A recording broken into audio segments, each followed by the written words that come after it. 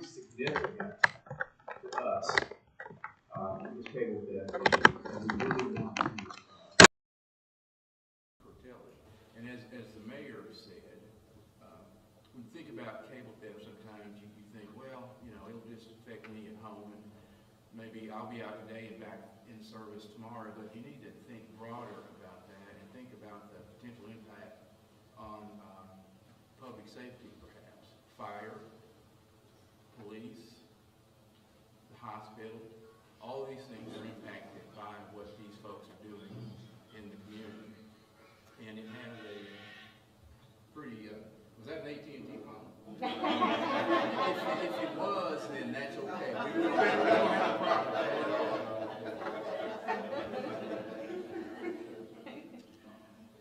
We have partnered with law enforcement, so I want to give a big shout out to the Bluff Police Department and the Sheriff's Department for working with us to help investigate the particular incidents that occur. And also, for your information, as I said, we've been dealing with this issue statewide for a period of time. Currently there's legislation in place that deals with the theft of metal, which includes copper, and offers penalties for those that are caught stealing the copper.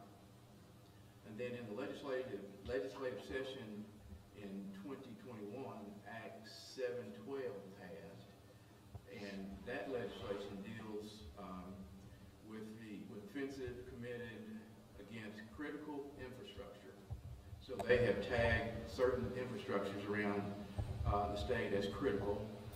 Communications, telecommunications seems to be one of those. So they have offered penalties where these folks will have to pay pretty hefty fines depending on the value of what they take or being associated with that critical infrastructure legislation or act that was passed. So there are laws in place to punish these folks for what they do. And we just want to catch some of them and see if we can get them locked up. The last thing I'd like to mention is this partnership.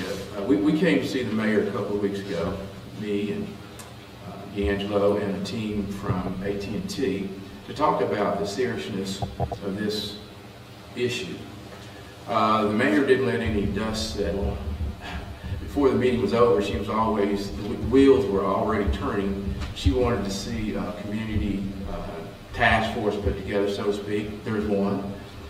She wanted to see a press conference today so that we could highlight the issue, and here we are.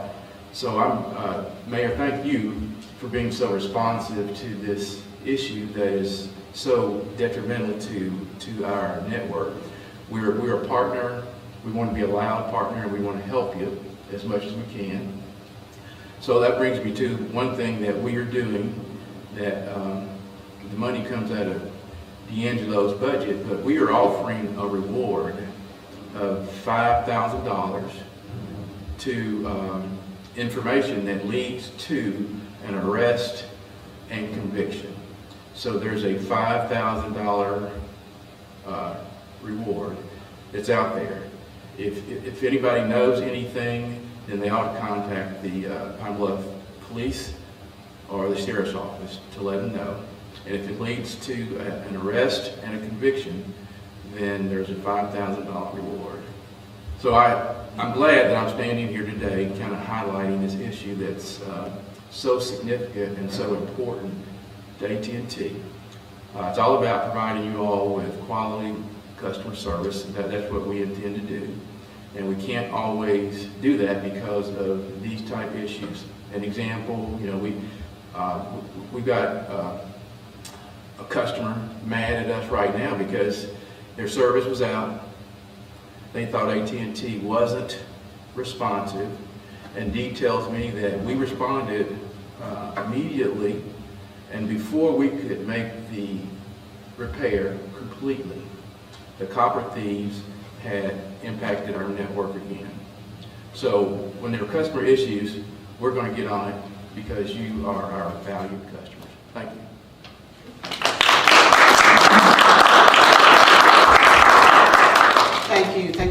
Mr. Denman. Mr. Brown, I know you, Councilmember Brown, I know Yes. you wanted to have words to say, Yes. and you must leave, so we'll let you go next. Good evening. Good evening.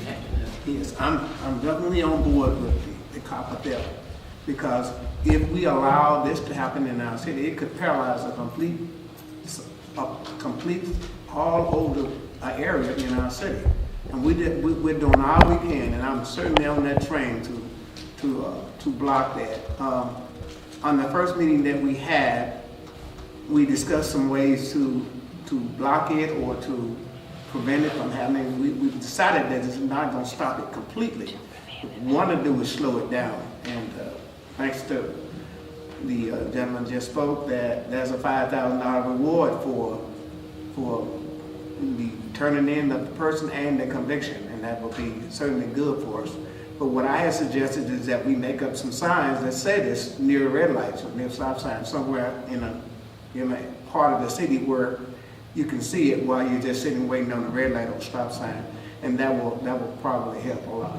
But certainly I'm on the train to catch those crooks or those criminals or whatever you want to call them, and so we're looking forward to making this a successful run to stop those guys. Thank you.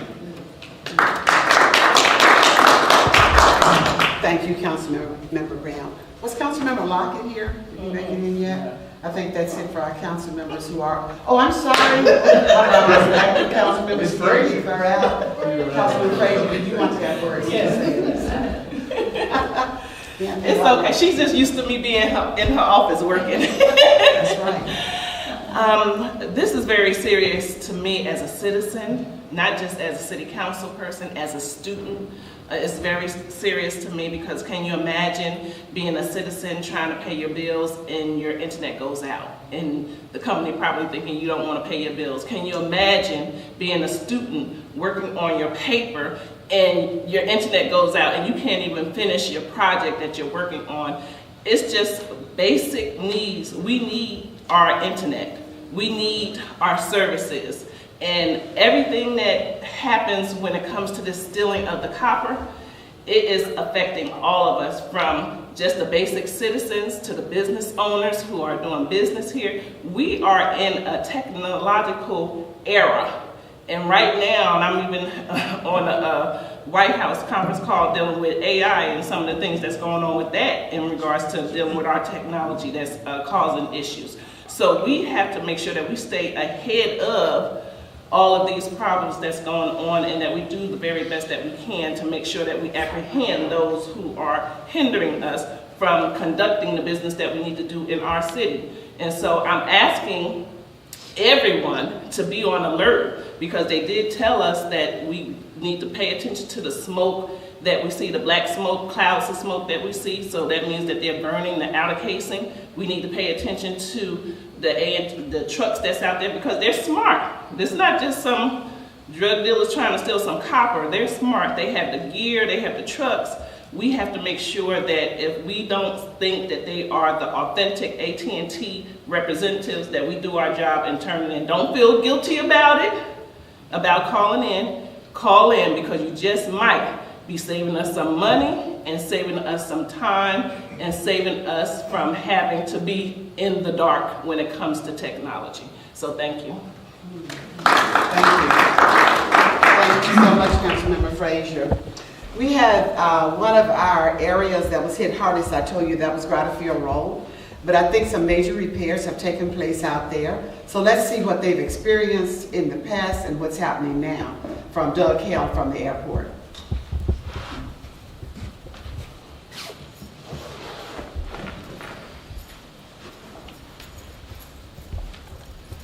Good afternoon. I am Doug Hale, the airport manager at Grotterfield. I apologize for my informalness. I came prepared for the airfield today, not for a public speaking engagement. We had some bad problems with copper theft at Grotterfield. All of the phone lines that came into Grotterfield, they went besides all the businesses, the citizens that live down Grotterfield Road. But the airport, our technology is catching up. The airport once had a flight service station. The flight service station had numerous phone lines. The FAA had numerous phone lines coming in and out. And we eventually had fiber optic brought out. Well, the fiber optic was lashed to the old phone line. And they started, you know, it's a remote area. It's not well traveled, especially in the wee hours of the morning when they seem to be hitting that. So they'd come out and cut a section, or actually pull a section down, however they were doing it. But they were pulling our fiber optic line along with the phone lines. Well, it cut all of our communications out. Communication's key for all of us. It certainly was important for the airport. We now have all of our internet, our telecommunications, our point of sale credit card machine, everything was on that line. So when they pulled it down, we were out of business. So not only are we out of business, the Federal Aviation Administration, along with the National Weather Service, also, it affected them as well. National Weather Service, all of the pilots flying in and out are counting on the local weather from the ASOS, that's the Automated Surface Observing System at the airport, to get the current weather conditions, to include wind velocity, direction, things of that nature. It's critical, it's safety critical for them to get that information. It was taken out every time they pulled it down. I got on a first name basis with Donnie and the other guys that were out there repairing it as many times as 2 or 3 times a week. As you were saying, they wouldn't complete the correction of the line, and they had it down again. They had another section of it down. It beat anything. We were all just tired of it. And I know the AT&T guys are, because I can see dollar signs going every time that's pulled down. And I understand the problem has moved to town now. AT&T was kind enough to bury our lines. The phone poles are gone, everything is gone, it's all in, and that obviously is taking care of our problem, and thank you very much for doing that, because we haven't had a problem since then. But it was absolutely critical to public safety, the flying safety, that we get that information. But again, not only that, whenever they're pulling these down, and some of them, I would speculate, probably have, if there is fiber optic, older fiber optic, it's probably lashed to that as well. I know a lot of it's getting put underground. There's a lot of fiber optic coming in, and that's the way to go. But, you know, at first I wondered why in the world would they tear that down? It's just glass strand in there. I come to find out it was lashed to the phone line. But thank you again on the airport's behalf of getting that corrected for us, because that has taken care of our problem. But that was a major safety problem for the airport. And it's not just the airport, there are other areas that I'm sure that would be affected as well. You know, we had police department presence at the airport that knocked out their communications as well. So it's an issue, a big issue. But I'm glad, hopefully the rewards that are put in place like that, you know, money talks, as the saying goes sometimes. Let's keep our fingers crossed and hope that that works. But thank you again for your cooperation on behalf of the city of Pine Bluff and the airport.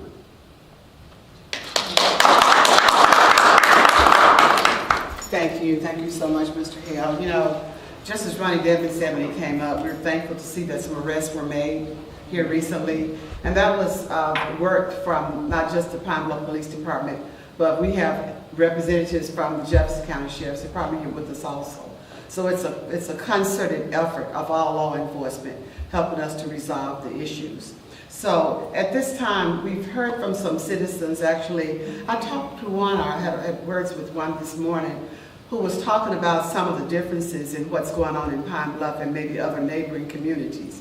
Well, I want to let you know that some of the same things as far as what's going in is happening here in Pine Bluff. Ritter Communications is in, and they are installing fiber. I think one of the neighbors or your community, didn't you say they're installing fiber in your community? Yes. So that's the same thing that's happening in the neighboring community. They're here as well. We're just larger, and it takes more time. But just as Mr. Hale shared with us a minute ago, AT&T has not only installed their lines underground at Grider Field, but they're doing it in areas throughout the city as well. We talked about Ohio Street being hard hit. That's a long area, but they are burying cable out there as well. So we have any community citizens who want to speak. I know we have one that told me she wanted to, but if others want to follow her, please feel free to do so. And that citizen is Ms. Geneva Dawson. Thank you, Mayor.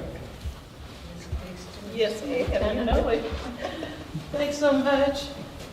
Good afternoon to everyone. Good afternoon. I'm excited. I am thankful that this task force and this meeting is taking place. Having lived in Pine Bluff all my life and always had dial tone, from the time we picked the receiver up and it said, "Operator, please." Tells you how old I am.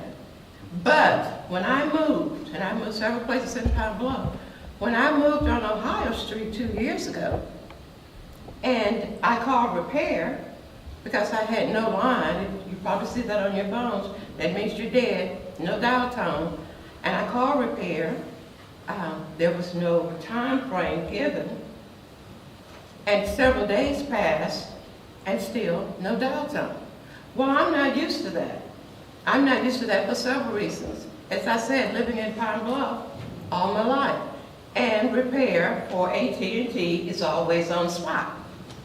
When they give you a time that your service will be back on, it's going to be back on. So I called back. The word vandalism came up. You're in a group of customers that are out of service, a group of customers, not only you, but a group, the 300 on that cable and pair, because of vandalism. And that's where we are today. The vandalism has spread all over the city.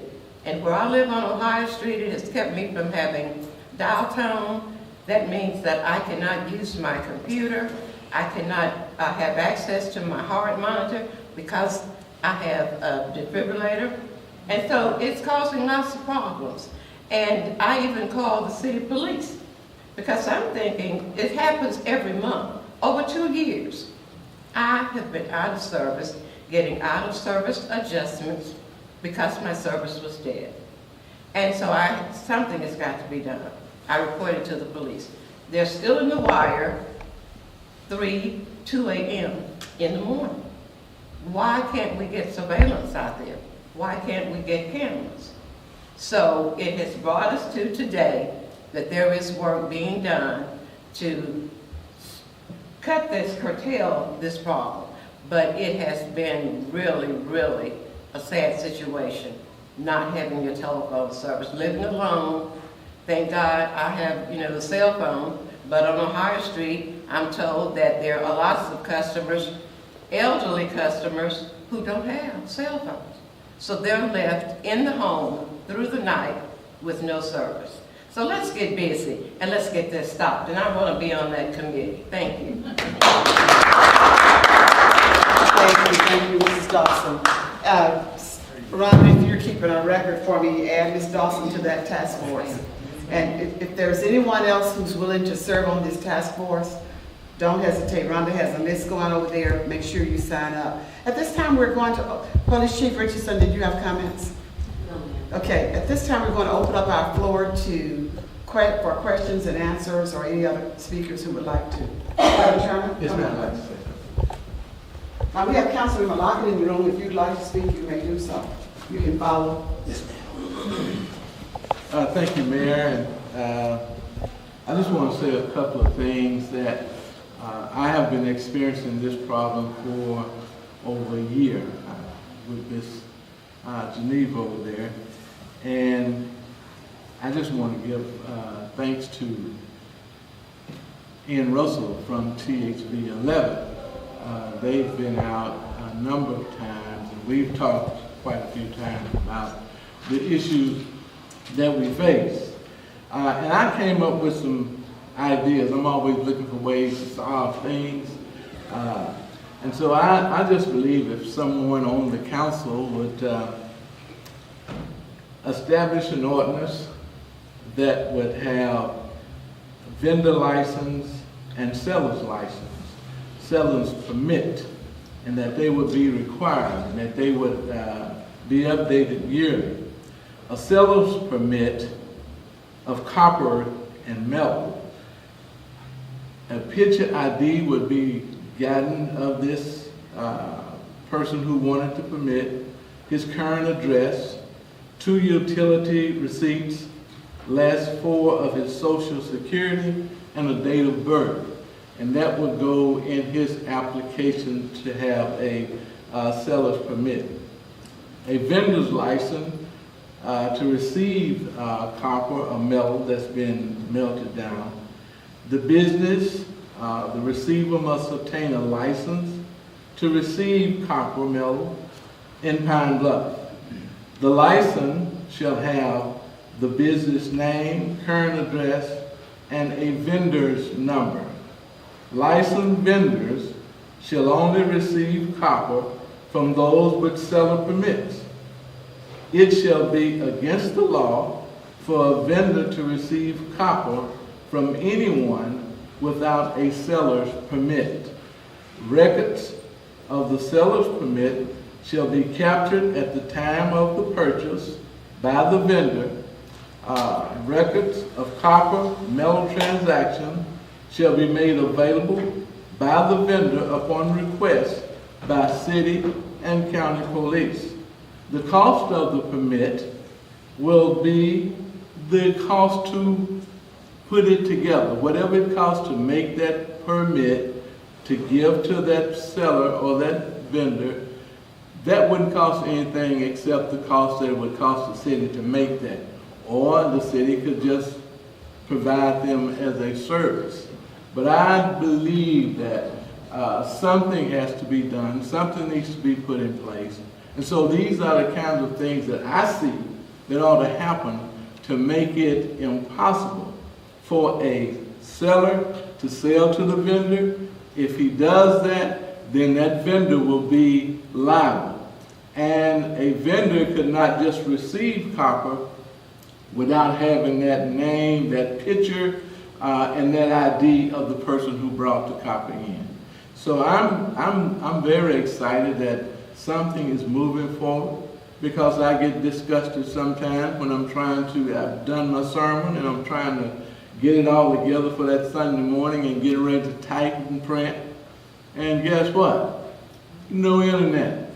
So this is a good step, and we want to thank the mayor for stepping in to help us out. And again, I give kudos to THB 11 for becoming interested in something that is really impacting a community like Pine Bluff negatively. And I would hope that Governor Sarah Sanders would get on board and begin to advocate for something like this that's happening around the state. It's not just Pine Bluff, but it's Arkansas. And we need our governor as well to step in and have some comment or have some ideas about how we can make Pine Bluff and the rest of our community better in terms of our internet service. Thank you, Mayor. The time on my clock for most meetings, any regular meeting is 1 hour, 60 minutes. The time on my clock for press conference is from 15 to 20 minutes, and we have been here 30 minutes. So we're going to wrap up for today, but I don't want to do that before I get questions and answers from any of our citizens, anyone in the room. Councilmember Lockett, did you have words, or are you good? Madam Mayor, Come on up. I'll be brief. I'd like to thank everybody that came out to show an interest in this problem. Also want to give kudos to the mayor and her staff. I reported some months ago constituents in my ward that were having this issue. And I think this is the most appropriate way, guys. The only way we're going to stop copper theft is by engaging the whole community into looking out for this copper.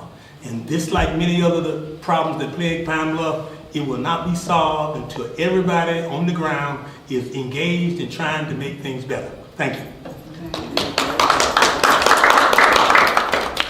Any other citizens? Ms. Reynolds, come on up so they can see. Just one question. One question, okay. I would like to know from 18. Ian, can you get her from there, or you want her to move up? She good. She's good? I appreciate you checking. I would like to know from AT&T for businesses that require internet for purchases and people cannot use their credit or debit cards. Is there a supplementary service that we could purchase or get into so that we can carry on our daily routine? Yes, ma'am. We are currently working on new technology that does not require the copper lines that we're currently using for some of our business in the city of Pine Bluff. Hopefully that will be released first quarter of next year. Yes, ma'am. Nothing that can be done right away, though.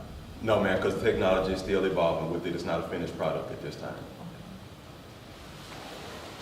Did you say the first of next year, or the first quarter of next year? First quarter of next year. First Yes, quarter, ma'am. okay. So, okay. Any other questions, concerns? Any other citizens? You were voluntold to be here last time. You were voluntold to be on the committee. So we appreciate you for being here today. Is that Mr. Hampton? All right, thank you, Mr. Hampton. And thank every one of you for being here this afternoon as we put a spotlight on this growing concern. It's a problem that's very important to our community. It's handicapping our community, and working together, we can bring an end to it. We may not be able to stop it, but we might make it a little bit lighter for this community and the effects that it's having. So again, we thank you for being here, and we'll let you know when we're having our next task force meeting. We'll contact you by email or text message. We do have all that contact information. If there's anybody else in the room who's interested and willing to serve, please don't hesitate to sign up. Ms. Rhonda's over in the corner with our sign-up sheet. Thank you very much, and have a good evening.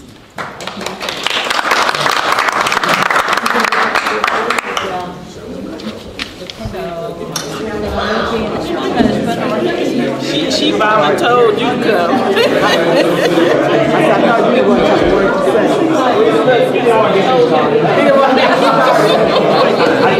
I know.